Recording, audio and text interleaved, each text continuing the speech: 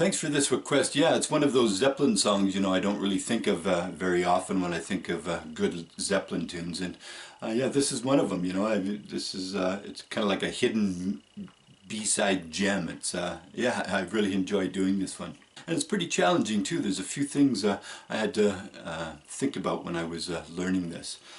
First was I found I had to lay way back.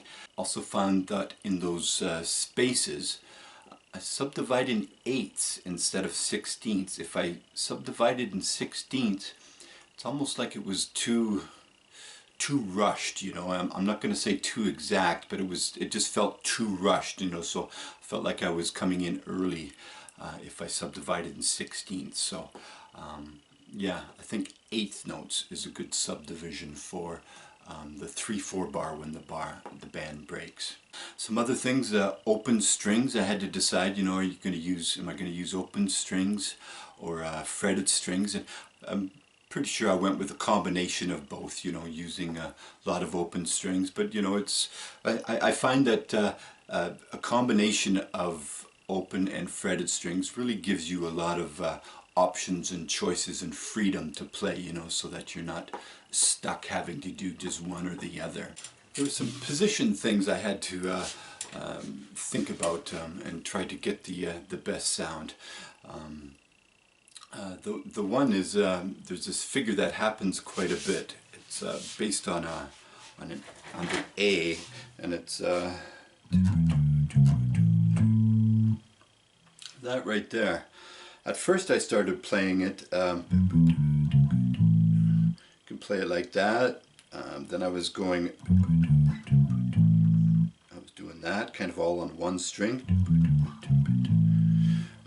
then I started doing, yeah, again, I think I might have used a combination of all three when I played it there.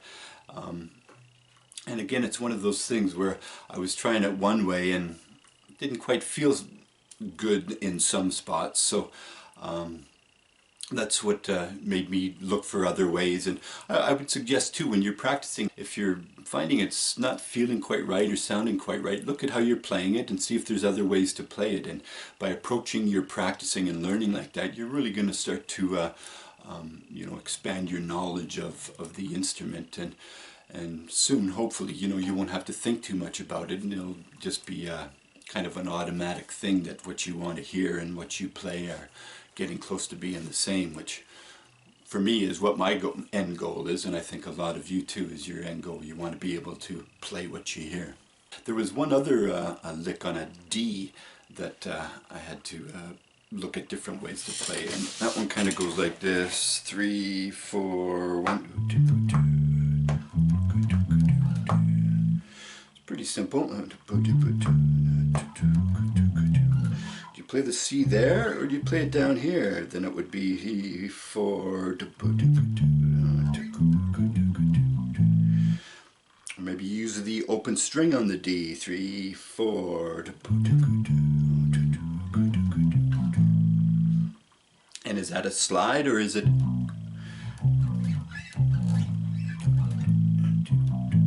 Yeah, little details like that I try to think about when I'm transcribing it and learning it, so that I can have a nice even flow throughout the whole songs, and there's not little spots in the song that feel funny or sound funny. At least that's my goal. I'm not sure if I always do it, but that is my intention when I'm learning it. But okay, I hope that those suggestions help some of you, and what I'd like to do for you now is I'm just going to play it again with a drum track at 80 beats per minute. And I need to point out too that the tuning on this one, from what I've read online, it seems like Led Zeppelin tuned this down a half step, and it's actually, I found it to be 120 cents. So a whole half step plus another 20 cents lower if you want to match the pitch on the recording, which this kind of reminds me of, I did the cover of a Do I Do Stevie Wonder quite a while ago. And there's some tuning issues in that as well. And you play it like you're in C, but it sounds like you're in B because he tunes it a half step down. And some people just freaked out on me because I wrote it in C, because you clearly play it in C, but because it sounds in B, they just panicked and just told me I don't know what I'm doing, don't know what I'm talking about. And it was just, I'm really quite surprised at the reaction I got from some people on it. But this one anyway, you play it in A, but you got to tune down. But for the play along that I'm going to do, it's going to be in standard 440 tuning. So keep that in mind. Okay, thanks for watching, and we'll see you at the end.